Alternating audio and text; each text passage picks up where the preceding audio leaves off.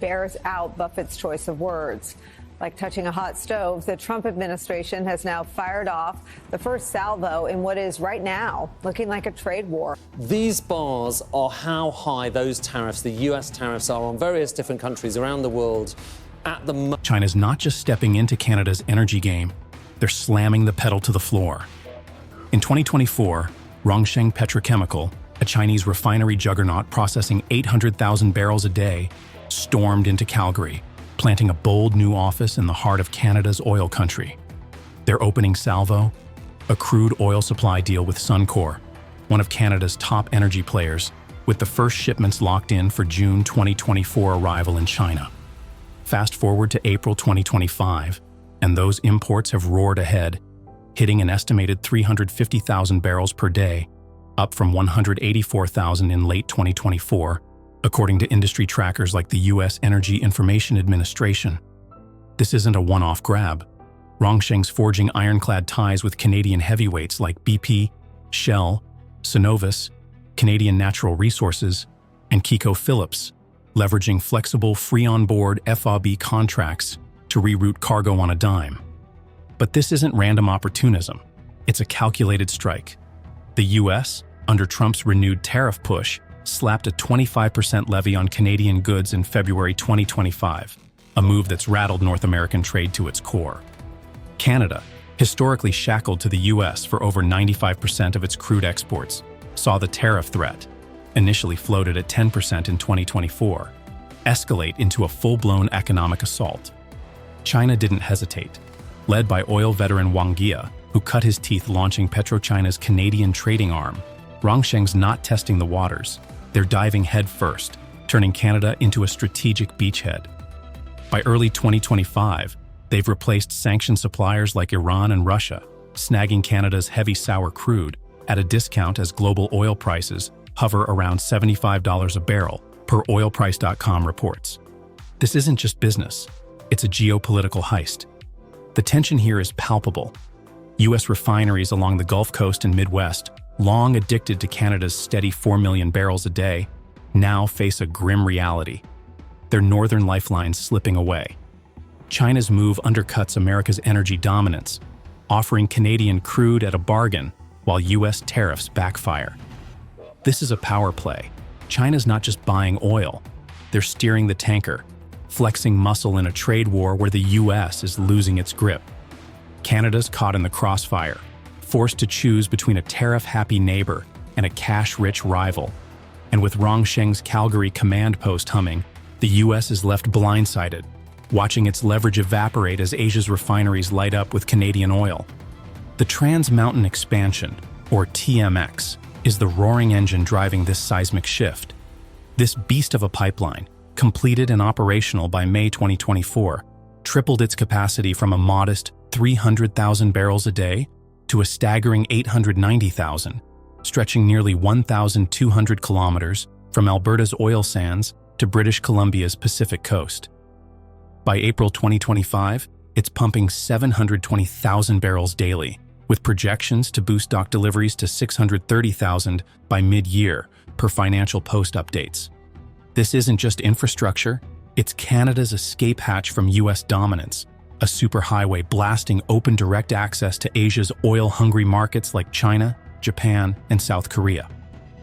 For decades, Canada was a prisoner of geography, locked into one customer, the U.S., gobbling up 97% of its crude exports, as the transcript claims, though 2023 data from the Canada Energy Regulator pegs it at 89 to 94%, with pipelines alone at 94%.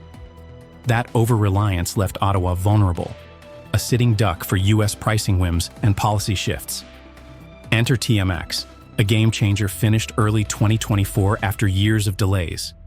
This pipeline puts Asia in Canada's crosshairs, delivering heavy sour crude tailor-made for Chinese refineries that thrive on it. The federal government, which scooped up TMX from Kinder Morgan for $4.5 billion in 2018, has sunk over $34 billion into it by 2025, a colossal bet now paying off as oil flows west. But the road wasn't smooth. The transcript flags the fierce pushback. Environmental groups and indigenous communities raged against ecological risks, from oil spills threatening BC's coast to carbon emissions clashing with Canada's net zero goals. Protests persist into 2025, with legal battles simmering over consultation gaps. The feds pressed forward, steamrolling opposition with billions, turning TMX into a live, loud symbol of Canada's global ambitions. The tension? The U.S. sees its oil monopoly crumbling. Gulf Coast refineries, once Canada's loyal buyers, now face a rival in Asia. China's 350,000 barrels a day from Canada in 2025 is just the start, and TMX is the artery making it possible. This isn't just a pipeline, it's a declaration of independence, and it's tearing North American energy ties to shreds. Tariffs are the Molotov cocktail torching this energy alliance. Trump's tariff threats, ballooning to 25% on Canadian goods by February 2025, after a 10% tease in 2024, weren't just policy, they were a wake-up call. Canada's response was swift and brutal, a $6.5 billion diversification plan, with $5 billion to crack global markets and $1 billion to prop up agriculture, launched in 2024 to unshackle itself from U.S. dependence. The numbers scream exposure. In 2023, 89 to 94% of Canada's $199.1 billion energy exports flowed south, per the Energy Factbook. That's a chokehold Trump exploited, and Canada's had enough. By March 2025, Alberta's Premier Danielle Smith doubled down, vowing to redirect oil to Asia and Europe if tariffs persist, per CNBC reports. The U.S. isn't just flexing, it's bleeding out. Refineries from Texas to Illinois, slurping nearly 4 million barrels a day from Canada in 2024, could see gas prices rocket 75 cents a gallon if supply dries up. This is energy as a weapon, a savage tug-of-war where Canada's pivot east threatens U.S. energy security and economic stability. American consumers are the collateral damage, facing higher pump prices while refineries scramble for costlier alternatives from the Middle East or Venezuela. But China's not sitting idle. After Canada slapped 100% tariffs on Chinese electric vehicles in August 2024, Beijing retaliated with 100% tariffs on Canadian canola and 25% on pork by March 20th, 2025, per Reuters. This tit-for-tat is a full-on trade war, with oil as the lone neutral zone, too vital to both economies to touch. Canadian politicians are scrambling. Conservative Pierre Poilievre pushes shelved projects like Energy East, while PM Mark Carney eyes Arctic routes to Europe. The message is loud and clear. Canada's done being America's oil lapdog. The tension? The U.S. miscalculated, thinking tariffs would keep Canada in line. Instead, they've unleashed a beast now courting China and beyond, leaving North America's energy pact in tatters. Oil's the headline, but electric vehicles are the sleeper hit escalating this war. Canada's 100% tariffs on Chinese EVs, rolled out in August 2024 to shield its $46 billion domestic EV investments, slashed imports from $2 billion in 2023 to an estimated $500 million in 2025, per trade projections. China didn't flinch. By March 20th, 2025, they hit back with 100% tariffs on Canadian canola and 25% on pork and seafood, per the New York Times. This EV clash is a wild card. Global sales soared to 17 million in 2024, up 25%, with China commanding over half, per Reuters. Canada's protecting its turf, but at what cost? The U.S. egged Canada on, slapping its own EV tariffs, but now faces blowback. China's 15% levy on U.S. goods and a WTO challenge signal a broader fight. This isn't just about cars. It's a proxy war for economic supremacy, with Canada trapped between a tariff-happy U.S. and a vengeful China. Oil flows freely. China's 350,000 barrels a day from Canada proves it. But EVs are the new battleground. The U.S., pushing LNG exports to Europe and eyeing EU tariffs, risks alienating Canada further. Canada's EV sector, backed by billions in Ontario and Quebec, aims for 550,000 vehicles annually by 2030. But China's retaliation threatens rural economies reliant on agriculture exports worth $8 billion in 2024. The tension's electric. Canada's balancing act, selling oil to China while blocking their EVs, could backfire if Beijing ups the ante.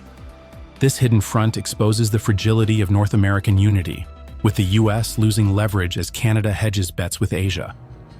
Tariffs meant to protect are now fracturing alliances, and the EV race is the spark that could ignite a bigger blaze. Oil's the star, but natural gas and clean energy are Canada's breakout acts stealing the show. LNG Canada, anchored in British Columbia and backed by Shell and PetroChina, is revving up for its first exports by late 2025, poised to crack open Asia's booming gas markets. Currently exporting 7.8 billion cubic feet daily, 99% to the US, per 2023's 2.9 trillion cubic feet. Canada's about to go global, with Arctic and Atlantic routes in the pipeline. Add in over 40 terawatt-hours of hydroelectric exports in 2024, powering millions of US homes. And Canada's not just an oil peddler, it's a diversified energy titan flexing muscle. The numbers are staggering. China imported 131.69 million metric tons of gas in 2024, up 12%, and Canada's LNG could grab a slice by 2026.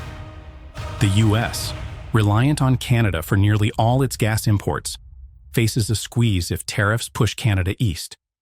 This is Canada rewriting its energy destiny, wielding LNG and hydro as leverage, while the US scrambles to hold its northern lifeline. Environmentalists howl. LNG's methane leaks and hydro's dam impacts clash with green pledges. But Canada's charging ahead, eyeing the Indo-Pacific's $47.9 trillion economy. The tension's brutal. The US, pushing its own LNG to Europe, exports hit 115 million tons in 2024, sees Canada's pivot as a betrayal. China, hungry for gas, tightens its grip on Canada's resources. This isn't just diversification, it's a power shift, with Canada playing both sides in a North American energy standoff. From fossil fuels to clean power, Canada's building an ace hand. But the stakes are sky high as alliances fray and global demand soars. The European Union's throwing down the gauntlet, and the trade war's getting uglier. On April 3, 2025, European Commission President Ursula von der Leyen fired a warning shot straight from Brussels' playbook. Trump's latest tariff salvo, a 20% blanket hit on EU goods, announced April 2nd, has the EU's blood boiling. Von der Leyen didn't mince words. She called it a major blow to the world economy, a gut punch to businesses and consumers from Berlin to Barcelona. The EU's not just talking tough, they're prepping a full-on counterattack if negotiations with Washington crash and burn. Rewind to April 2nd. Trump's Liberation Day tariffs slammed a 10% baseline on global imports, jacking it to 20% for the EU, branding them among 60 worst offenders for trade barriers. The EU's response? They've already locked in a first wave of retaliation. Countermeasures targeting US steel tariffs from March, hitting $4.5 billion in goods like jeans and Harley-Davidsons, set to kick in mid-April. But now, with Trump doubling down, von der Leyen's team is cooking up a second, bigger batch. We're finalizing further countermeasures to shield our interests, she declared, signaling a readiness to escalate beyond tit-for-tat into uncharted territory. Think services, not just goods.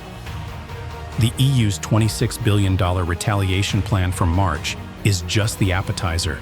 This could get messy. The tension's electric across the Atlantic.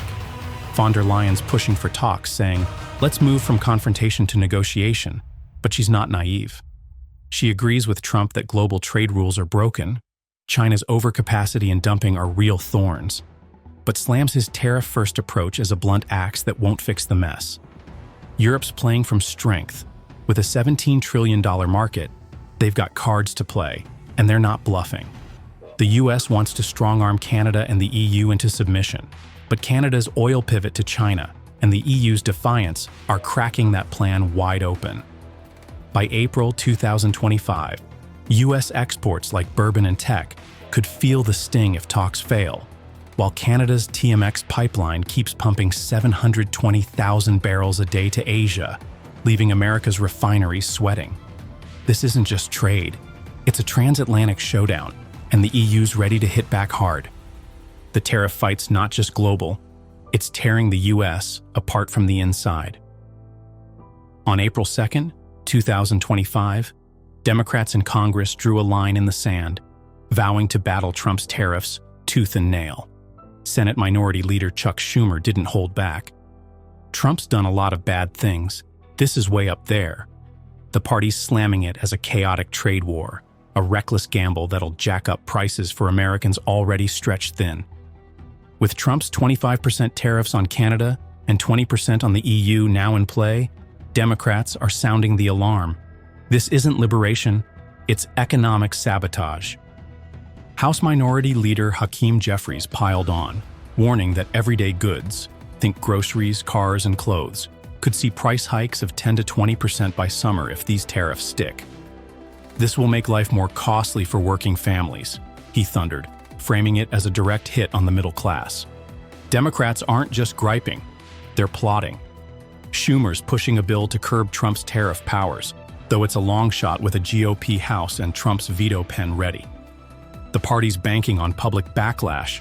Polls show 60% of Americans fear higher costs per ABC News, and they're painting Trump as a loose cannon torching decades of trade stability. The tension's a powder keg. Republicans like House Speaker Mike Johnson are all in, trusting Trump's instincts to reindustrialize America, even as Canada's oil flows east and the EU gears up to retaliate. But Democrats see a disaster unfolding. U.S. gas prices could climb 75 cents a gallon if Canada diverts more crude, and EU countermeasures could gut $28 billion in exports. Canada's LNG Canada project, set for late 2025, looms large. 8.6 billion cubic feet a day could shift from U.S. to Asian markets if this spirals. Inside the U.S., it's a civil war over trade, with Democrats fighting to claw back control while Trump doubles down. Canada and China watch from the sidelines, capitalizing on the chaos as America's energy dominance hangs by a thread. This isn't just about pipelines or deals, it's a global energy realignment. With Rongsheng rooted in Calgary, TMX pumping west, and LNG gearing up, Canada's no longer the US's sidekick, it's a frontrunner. The US faces pricier barrels and a fractured trade bloc, while Asia locks in a dependable supplier. China's crude imports from Canada, up 22% in 2024 and climbing, could overtake the US as Canada's top customer by 2026 if trends hold. Tariffs are the match to this powder keg, helping Canada diversify, but hurting US consumers and refiners.